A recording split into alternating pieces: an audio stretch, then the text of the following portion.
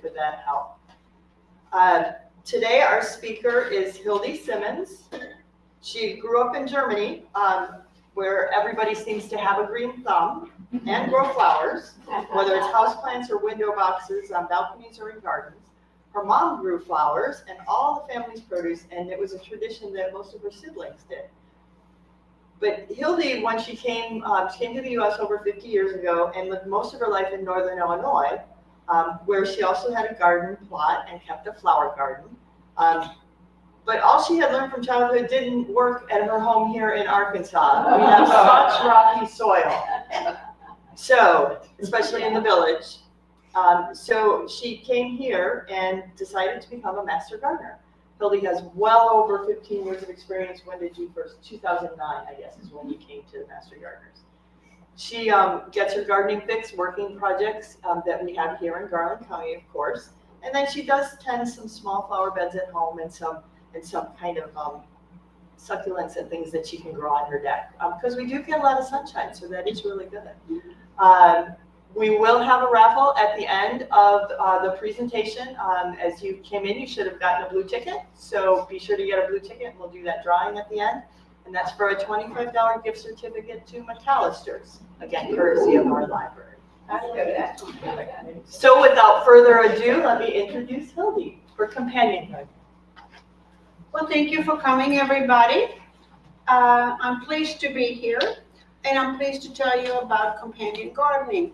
The first time I did that was in 2018, and as we were getting ready for the program, we were talking about things repeating over and over, and what was old is new again, what we don't know or pretend that isn't, that we pretend that it's new. So here we are with companion gardening.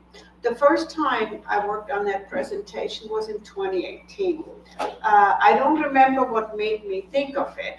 Probably reading an article in one of the magazines, and there was Better Homes and Gardens. I used to get a subscription, not prescription, subscription for that. And I saw pictures that I thought were just so great. They were just so beautiful. And then I started looking on the internet, and all of a sudden stuff was everywhere. Yeah. So there was nothing new. And then I thought of, companion planting. Not bad. My mother apparently did that, and she didn't even know about the rules. So when I put this new slide together, I found this picture right there, and I'm trying to give credit to everything on Facebook. And I thought it was so pretty because it reminded me of the gardens at home.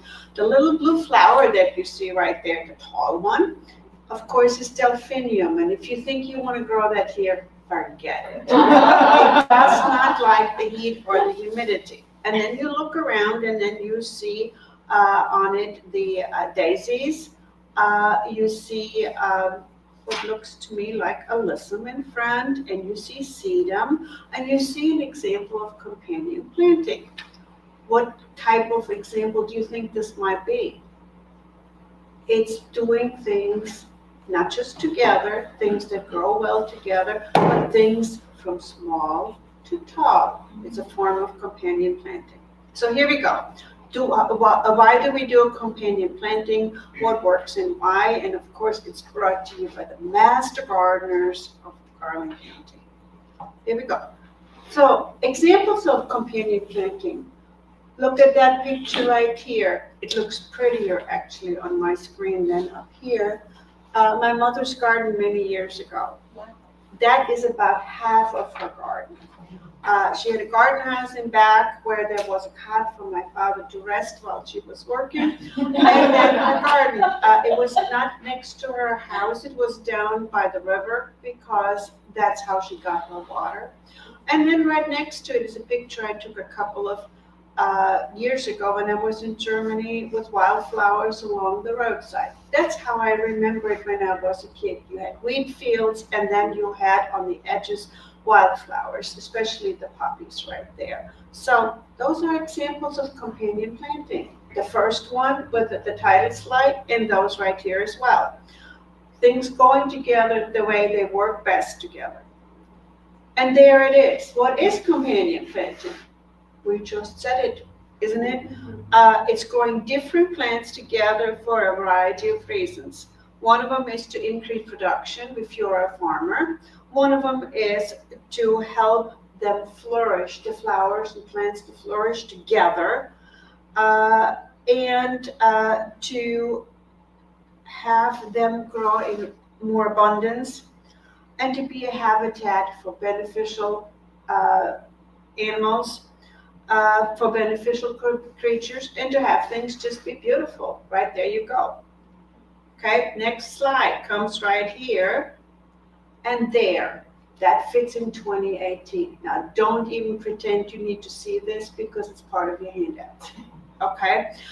When I go home to Illinois, and I still think of it at home to visit my kids, when you go down Route 40 and then make the turn on Route 57 to go from Missouri to Illinois, you go over the bridge of the Mississippi, and right before you go there, there's a town called Bertrand, Missouri. They used to have an absolutely wonderful greenhouse, which is unfortunately closed now, and it was my habit to go there in the spring to see what they had. And I found these charts. They are part of your handouts. It tells you about plants that work well together, plants that don't like each other, and then intercropping, and that's a special agricultural word, intercropping and insect control, things that really work well and how they fit together. Okay, that's part of your handouts. Next slide. So when did all of that start? When did companion gardening start? Well, we know historically it started in the Americas, in the Native American gardens, the people that were hunters and gatherers who had started to live together in organizations about 3,000 years ago. The origins were the two sisters, corn and squash. At least that's what I read in 2018. I don't know if it's still right or not. But then, here we go, corn and squash. Why do you think they might fit together, besides being a habitat for a cat? They fit together because corn grows tall, squash rambles on the ground. Squash or cucurbits of any sorts have big leaves, they shade the ground, they bring food to the table for people who have a pretty harsh environment to grow in. And then, of course, they added the beans. Those pictures did not come from 3,000 years ago. Clearly not. You have all kinds of European beans, none of the beans that you might have seen at the time here in North America, Central and South America. But anyway, beans came, and you had the three sisters. I found this picture right there on an article that is also referenced in your notes right there, on an article from the national park. And I thought that picture was so pretty because it shows how the corn grows tall, how the beans can grow up, how the squashes on the ground. They support one another because corn needs nitrogen, beans bring nitrogen to the ground, they fix the nitrogen from the air, so they're supporting the corn right there. The little flowers get the pollinators to pollinate the beans and the corn and the squash. And the squash is on the ground with these huge leaves protecting the area to keep the soil as cool as possible and to preserve moisture. Anything else we can think of besides it being real pretty? Yeah. So here we go. The article is from the National Park, and it's a short one, really interesting. And here we go. Reasons for companion planting. That particular slide came out of Better Homes and Gardens, the article. And it's part of the stuff that I read in 2018. So here we go. Reasons for companion planting. Grow hares with tortoises. Well, who are the hares? Those are the fast rabbits. And who are the tortoises? The slow turtles. So who do we have on that first picture right there? We have our radishes that grow fast. We have our carrots they grow slow. So the carrots are there fast, taking over the space. The carrots come next. Carrots are very, very, very tiny seeds. And when you intersperse them, you're doing a process of thinning, so that works. So hares with tortoises. And that's the same thing as planning for succession cropping. You have things that start first, others come later. Succession cropping, you can do that with lettuce and carrots and radishes, as an example. Then the next picture below, I thought was really, really pretty, combining seasonal blooms. So you have bleeding hearts, you have tulips, you have probably some daffodils too in the middle of it, things that go together at the same season that use your area. And then, of course, you could think of it as this starts first, I'll have other things come in last, companion planting as through the season. Then you come, the next one that is available there is create stair-step planting. That was the first slide, low, medium, high. Combine creepers and leapers. Well, who are the creepers? There are our three sisters again.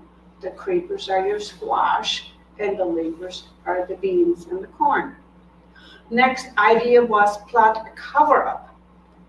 That was an example for roses. Especially if you have tea roses that have bare stalks on the bottom and flowers on top, you can grow things with your roses. You can have sedum as a possibility. You can have dianthus, those are the little carnation things. You can have, what else do I want? I have to look, just give me a second, because I don't remember all of them. You can have, give me a second, I'll find things in my notes, being a forgetful old person. Hang on. You can grow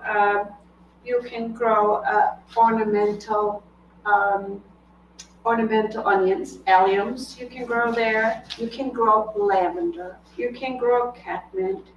You can grow scented geraniums. And it's not just for looks in that case, it's also for protecting the roses and supporting each other.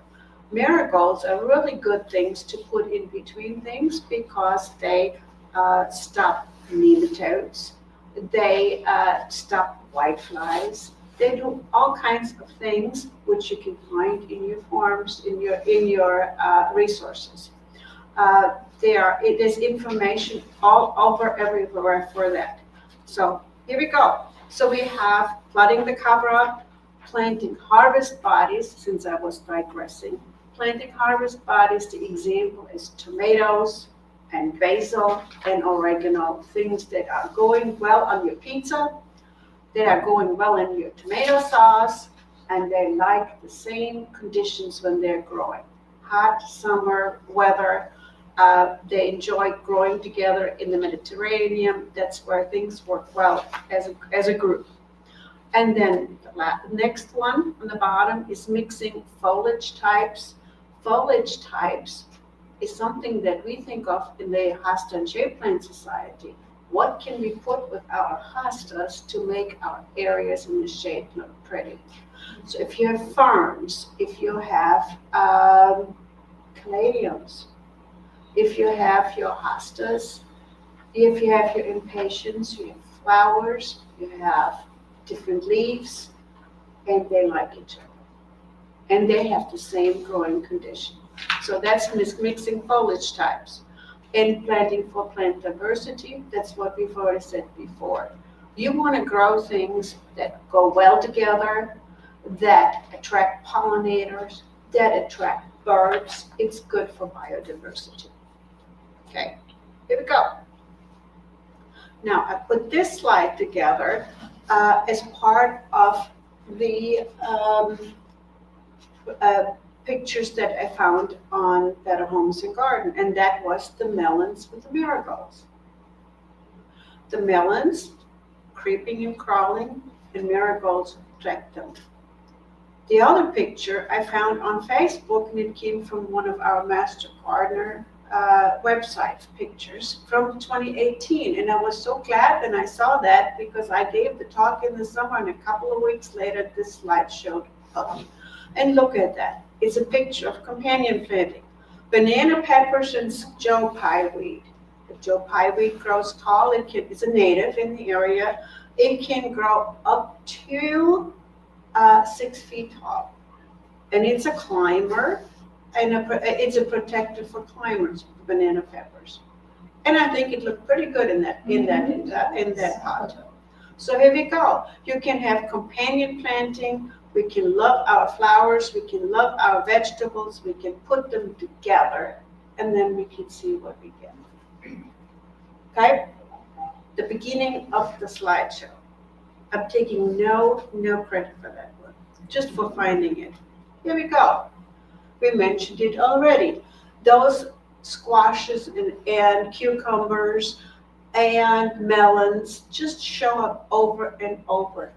And there they are with the marigolds that I mentioned earlier. Certain marigold varieties control nematodes.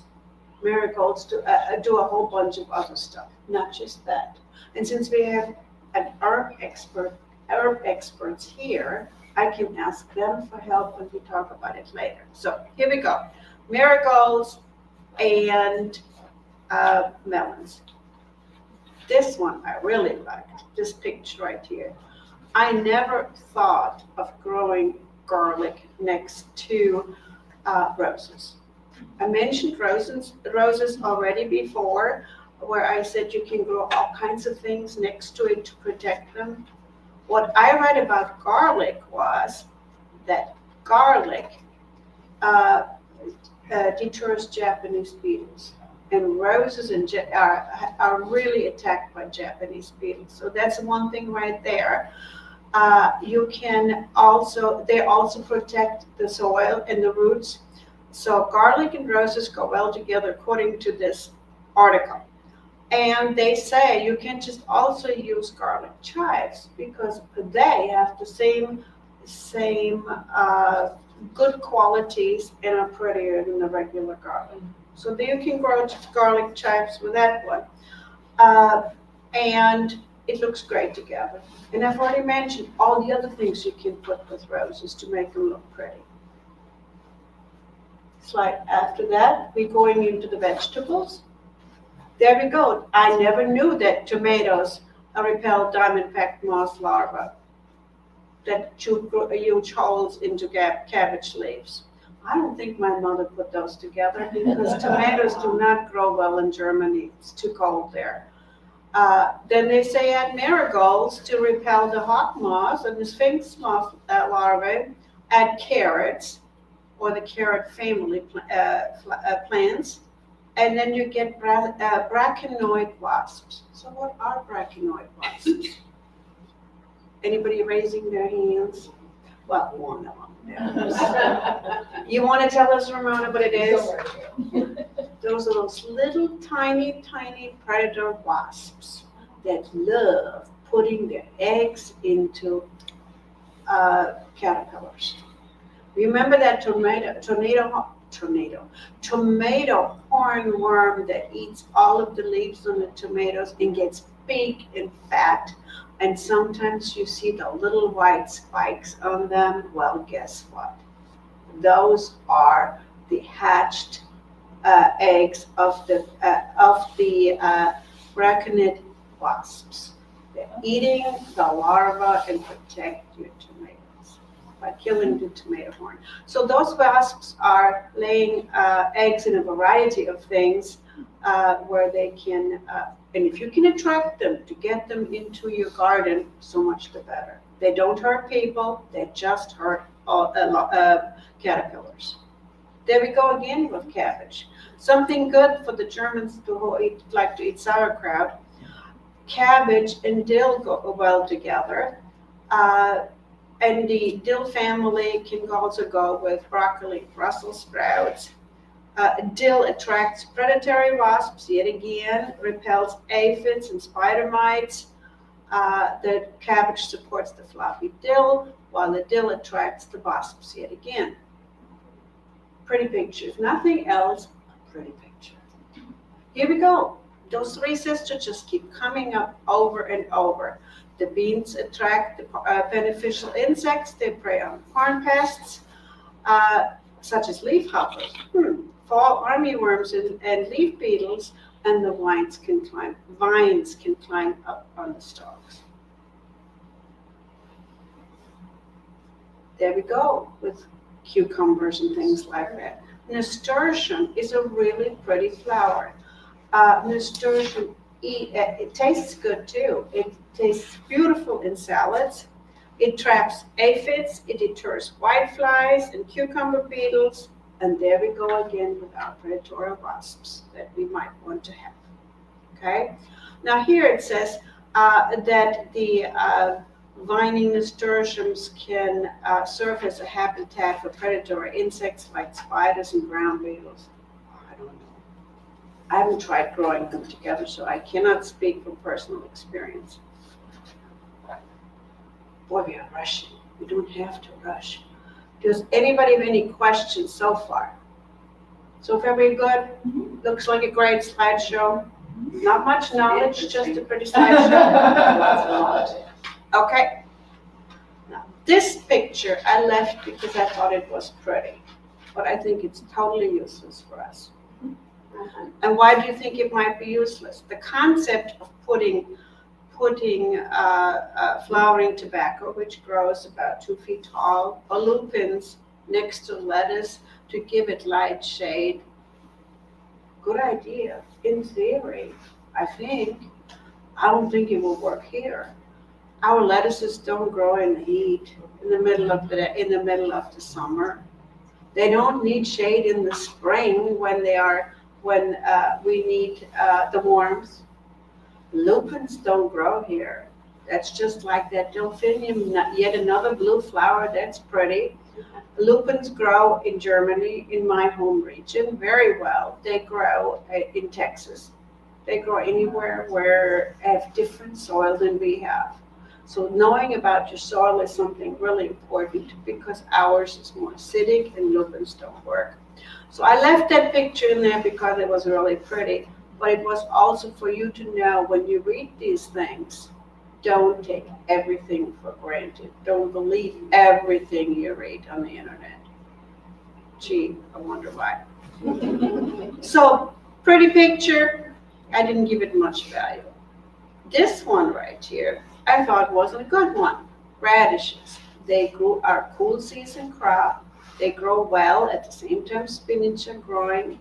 The idea there works. You put the radishes next to the spinach because the radishes have the roots on the bottom and the bulbs on the bottom, while the spinach has the leaf on the top. You can share the space.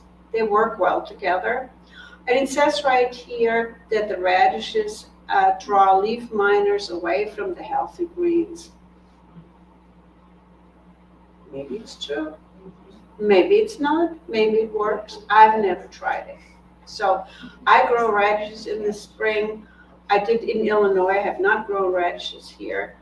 And spinach, but since I have a husband who doesn't like spinach, and I'm the only one eating it, I might as well just not fuss with it. But radishes go well at my house. There's another one of those pictures. And as I was looking at it, saying sweet alyssum has tiny flowers that attract delicate, beneficial insects. Yeah, that's true. But do you grow potatoes and flowers together? Do you grow potatoes? When you do, you know you have to protect the foliage on top so you can get the tubers on the bottom. Maybe that's true that the pretty flowers work inside. They attract pollinators. Do potatoes need pollinators? Yeah, they have flowers in them. Do you want a sweet fragrance? Sounds pretty good to me. So besides looking like a pretty pictures, I thought I'd leave it in there for you to ponder. what you thought if that might work. Ponder it. Ponder away. Oops, here we go. Next slide. Leaf miners like pigweed, it's in the amaranthus family, and ragweed, which is something, I don't really want to grow, and I don't know why anybody on Better Homes and Gardens would think it's a good idea. And yes, weeds. They are supposed to be attracting beneficial plants. Beneficial insects to remove the leaf miners in all stages of the life cycle.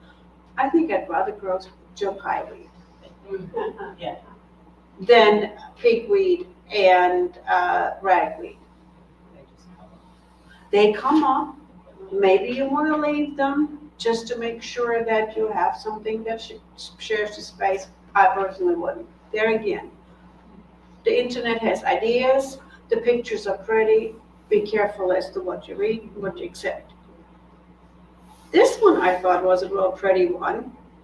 The nectar from dwarfed zinnias lures ladybugs and other beneficial insects, which are predators for larvae and other things that you don't want. And they help protect the cauliflower. Looks like a pretty picture. There we go. And here we go. Catnip is something that you can grow alongside. And here are colors, which I personally have not partaken too often.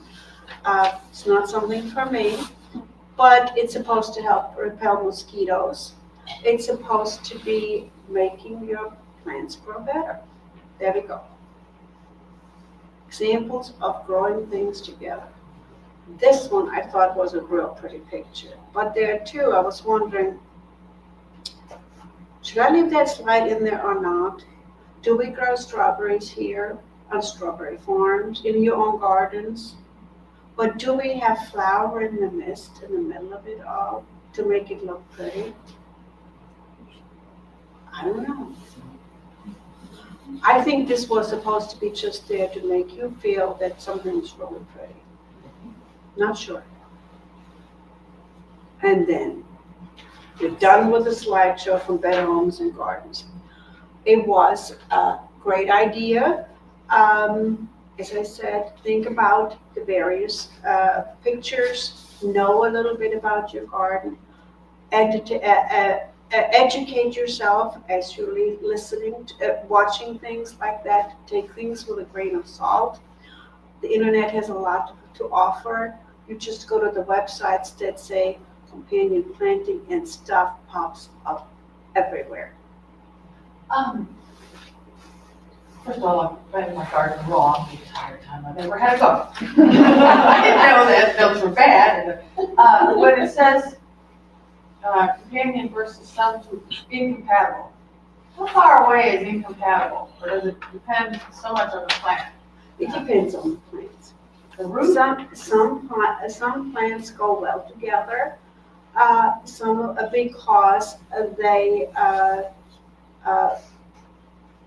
attract have the same growing conditions, attract the same insects and pollinators, and some of them send out chemicals that do not work with the other plant. Sometimes if you put things together that you think might just be great, and it's not a good idea at all, because they can both be attracting the same kind of pathogen. And one of them that I read about was potatoes and tomatoes. Don't put them next to each other. Why do you think? That's the answer. They're both nightshades. They both get the same blight. So blight, not blight. Blight.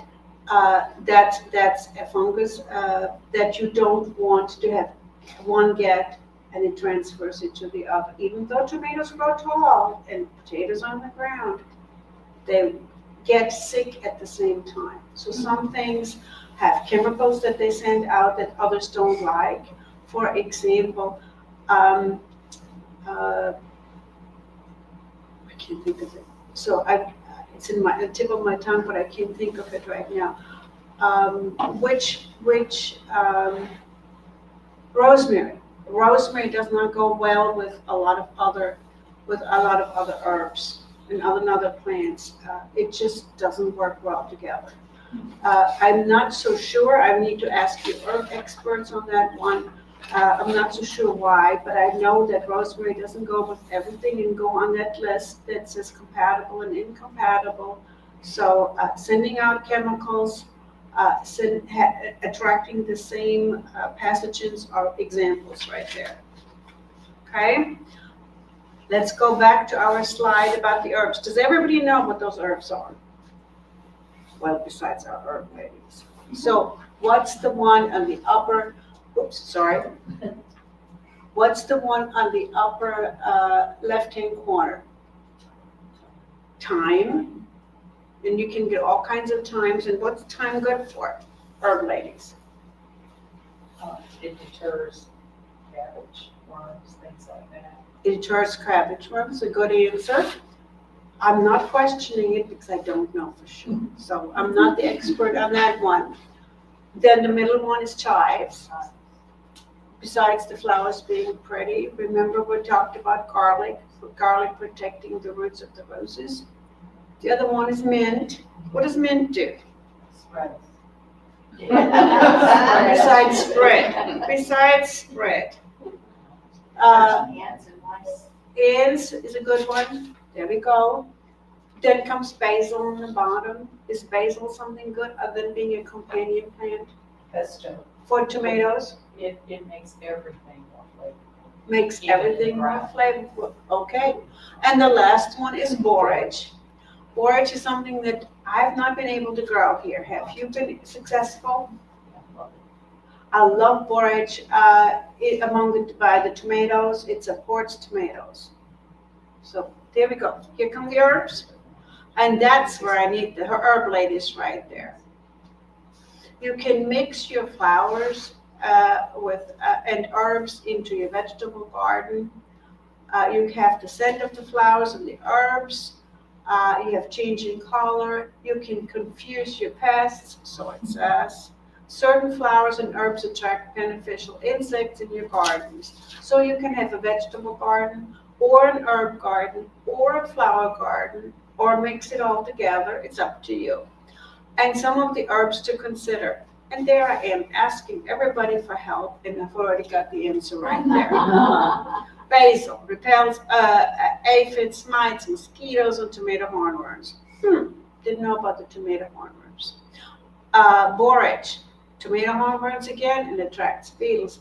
And I like borage because it tastes good. The flowers taste like cucumbers. And once you have it in your garden, man, it's there. At least that's what happened for me in Illinois. I haven't grown it here. I haven't been successful here. Catnip repels aphids, Colorado potato people, so maybe you might want to put catnip rather than sweet alyssum with your potatoes. Might be a better choice. I asked about mint just a little while ago. Mint repels aphids, cabbage moth, and others. Oregano, general pest protection. I love that phrase, generalist, as a generalist. Thyme deters cabbage moth. Tansy. Do you grow tansy? You grow tansy? I had to look it up because I hear the name and forgot promptly what it is. They say it's a bitter herb and it's great, has great medicinal values, and it looks like yellow buttons. That's all I know about tansy. So I have to ask you, herb ladies, to give us more input on that one. And then, guess what? Just to entice you, because it's clear that I know the concept of companion planting, but I don't know all of the details because there's a lot to know and there is a lot to learn, things that people who are growing in their gardens kind of seem to know instinctively. I put this chart there, not because I wanted you to read it. And of course, my husband, who thinks he's so cute, said, tell people quick look, I'm changing the sheet, it's on the final exam. It's not on the final exam, but it's in your handouts. And when you look at your handouts, it is the one creative mommy, it's one of her sites right there, Planting for Dummies.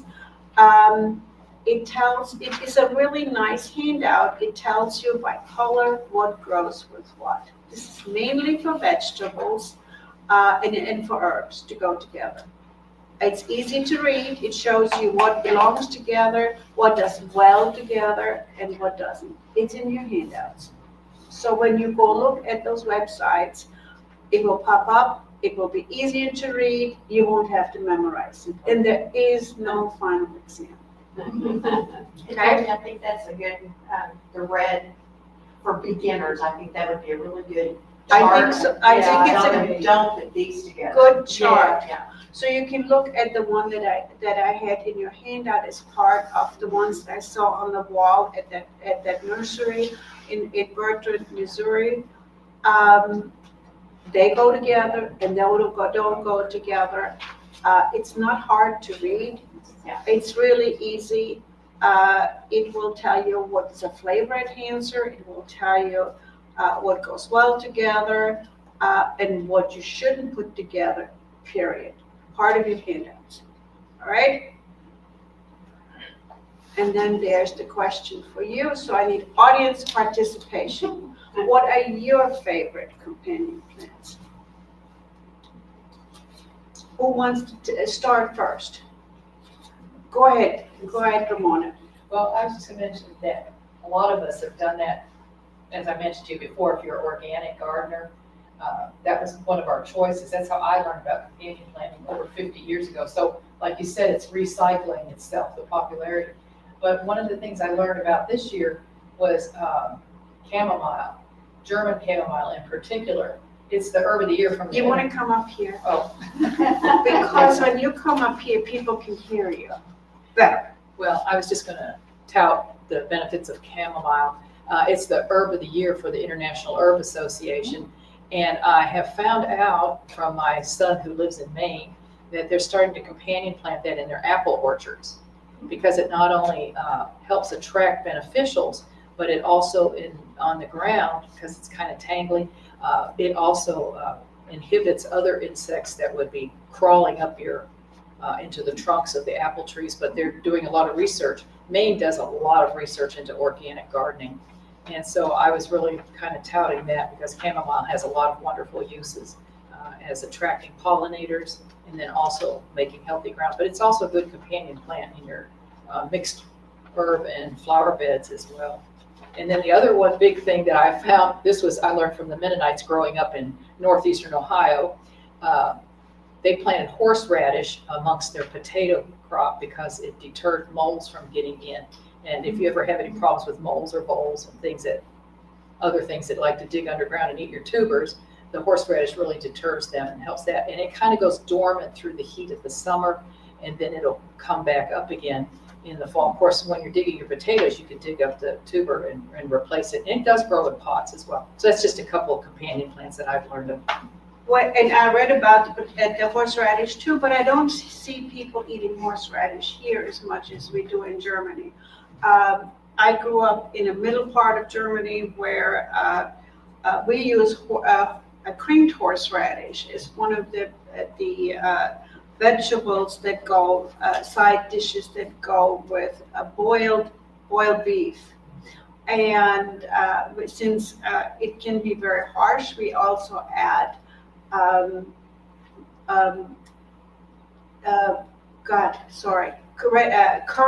currant marmalade to it to sweeten it up and make it easier to eat. And that is one of our favorite dishes in our area. So companion planting works for everything that you want to do in your yard. I would say when you start out a new plot or you're a new gardener, you want to go ahead and do your research, find out what you like and what goes together. There are many ideas, as I said, on the internet, many handouts that you can get. and you can go ahead and be as successful as you want to be. And it doesn't have to be just for food production, it can be pretty as well. So here we go. Who else has a favorite companion plant? Mine wasn't really a favorite, and I didn't even know I was a companion planter. Somebody told me once that marigolds are bitter for bugs. Yes, bitter bugs. yes. So my little 10 by 10 vegetable garden always has Marigolds in between. marigolds around the edges. But my thyme and oregano are in the middle of my garden, and they seem to do fine. I guess, but I don't know if it's worked, but If it works, it works. So you Yeah. have your marigolds on the outside. Marigolds are also supposed to be deterring rabbits, so that might be a really, really, really great idea right there. And we'd read about the nematodes time and time again, that they are keeping out of the soil, and the aphids that they don't like, and the whiteflies that they send away, and they're pretty. So there you go. You did things right. Marigolds on the outside and the others on the inside. As I try to tell you throughout, take things with a grain of salt. Talk to your friends. Talk to the herb ladies. We have Debbie here who sells herbs and knows a whole lot more about it than I do. Ramona, who works with the Herb Society of America, who gives talks on that. Those are the ladies you want to talk to. And we also had the Ask a Master Gardener at the farmers markets in both Hot Springs and Hot Springs. There you Village. go. The Master Gardeners have an Ask a Master Gardener booth. So when you go there to not just buy things, but to learn about things, that's the way to do it. Ask the ladies who know their stuff. And as I like to say, I can make it up. I can lie, or I can just go ahead and say, I will get the answer for you. And that's what Master Gardeners do. So this is the plug for the Master Gardeners also. What time do we have? We did okay time-wise. I have one more slide that I want to show you, and that's it right here. Thank you to the library for allowing us to talk, the Master Gardeners, to share their passion for horticulture and being our friend. Yes. We have had the Master Gardeners give the library a local award in 2016. That's the one in the middle. And then, of course, we got all cheaper, and we started to use our favorite plastic thingy-dingy. In 2021, the Garland County Master Gardeners called the library our Business Friend of the Year, and it wasn't just for Garland County, it was for the state of Arkansas. So we're proud to have a good partnership with you. Well, thank you. Thank you all. Thank you. So as promised, we have our raffle, and I'll ask our speaker to draw the winning ticket. So get your blue tickets out. You want to come and draw? We have 2 tickets, and they're gift certificates to McAllister's. I'm gonna go ahead and cut the screen now. Okay. Oh, Yeah, yeah, I was and so gonna let me just finish up by saying thank you all for coming today, and look forward to our next Know It to Grow program, which will be in May. So we kind of take a time for our plant sale and other things that we're doing in March and April. And so we'll be back in May with another topic. We have had offers to do roses, and there was also a topic on canning that people were looking interested. If you've got an idea that you'd like, please contact us through the library, or you can see us afterwards and suggest a topic you'd like to see. Thank you all for joining us today. Okay, here we go. Okay, so the This one first right winning ticket is the last 3 digits are 595.